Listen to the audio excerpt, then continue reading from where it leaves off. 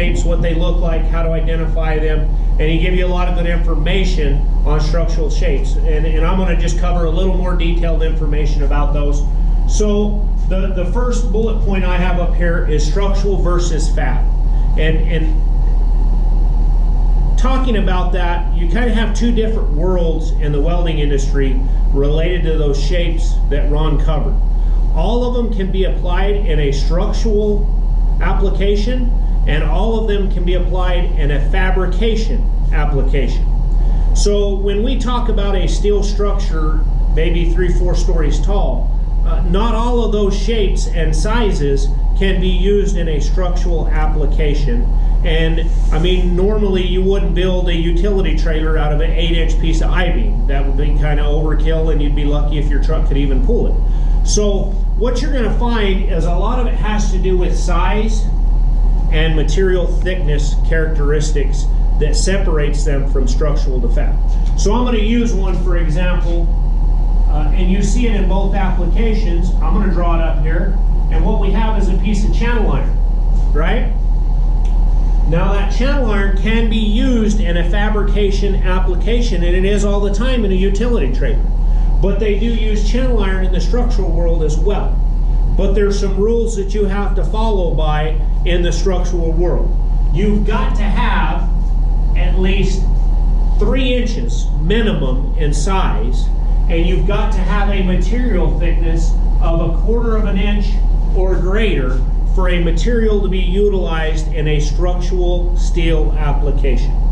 So if I change the numbers on that and I say, okay, now I'm dealing with a 2.5 inch, 1/4 inch material thickness piece of channel iron, this can be used in fab all day, but it cannot be used in a structural code welding application because of its size. I'll draw another one up there for you. A piece of angle iron. Right? Same characteristics. If it's 3 inches or greater, and it's 1/4 of an inch thick or greater, it can be used in a structural application. But if it doesn't meet the minimum of 3 inch and the minimum material thickness of 1/4 of an inch, then it cannot be used in a structural application. So that fits for I-beam, H-beam, wide flange beam, S-beam, which is the same as I-beam, tubing, angle iron, unequal legged angle iron, and even square tubing, rectangular tubing for that matter. All of those can be used in a structural application.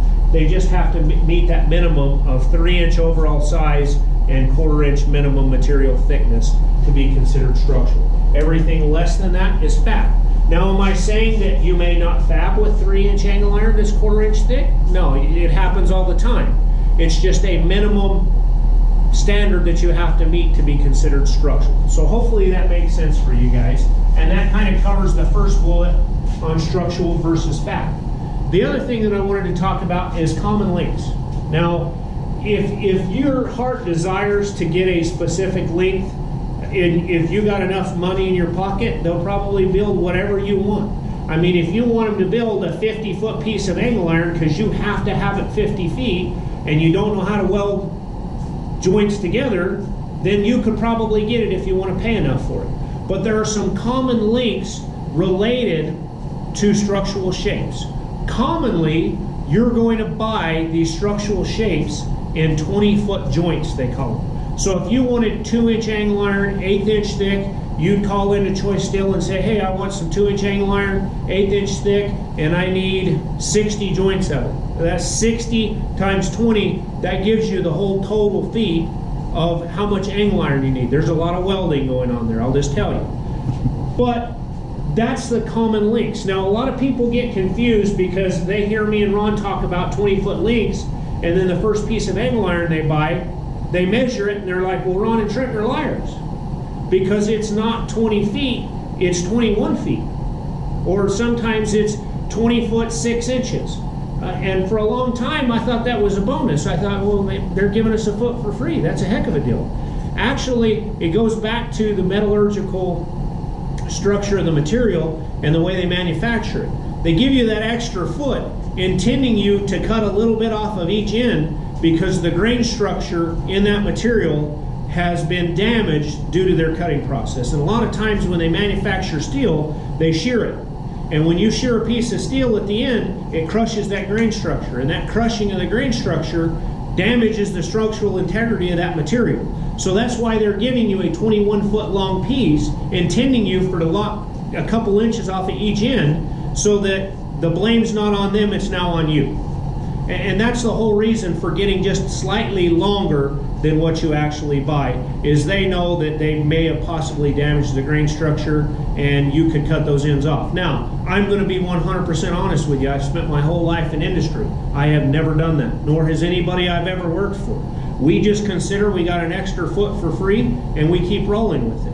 But there are some industries in some places, if you look into like Los Alamos or Sandia National Labs, I mean, they did so much science and study and engineering into the materials they're using that they will actually cut pieces off of the structural shapes they buy with another process that doesn't damage the grain structure and it doesn't mess with the structural integrity of that material, because that's what they desire. It's not common in industry. I wouldn't go into a shop and start lopping ends off a piece of angle iron. That's a good way to get hollered at. But I wanted you to know that's why it's there. So when you measure a little over 20, now you know why that's there. Now, on common links, sometimes in structural steels, and where you see this a lot of, is especially in I-beam, H-beam or wide flange beam, and channel iron, a lot of times, depending on the engineer you're working with, he won't order the steel by a length. He will order it in pounds per foot. And what that means is, to a welder, you can go to a structural steel handbook and you can cross-reference a 8-inch I-beam that's 22 pounds per foot, and you can get all the specific dimensions for that.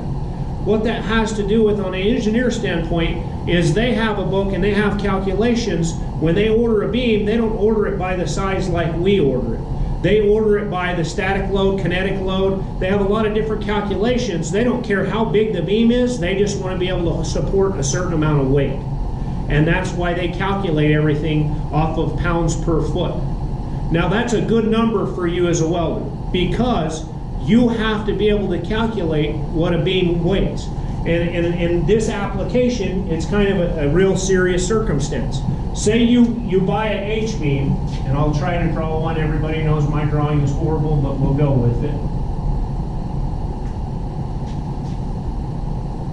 I must be feeling good today. It actually looks like an I-beam.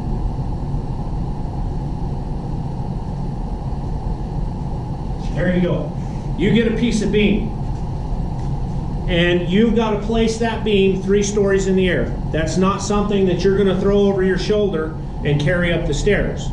That's something that a crane operator is going to have to come in. You're going to have riggers that will rig onto this beam, and the first question that they're going to ask you is, how much does this beam weigh?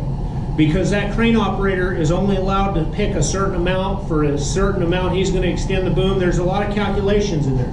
And you say, okay, well, this beam weighs 2,000 pounds. The crane operator's like, that's cake. At 2,000 pounds, I won't even feel it on the crane, right? But then the riggers need to know the weight so that they know how to use correct sized rigging for the weight that they're picking. Because if you use a 1,000-pound sling to pick up a 2,000-pound beam, I'm pretty much betting it's not going to make it to the top. So there's a lot of calculation that goes into this, and in the structural world, you're going to see a lot of times that they will use that calculation of pounds per foot in calculating what they need to do on the rigging side of things, and that's why that's there. So common links, occasionally in pounds per foot. Now you know why.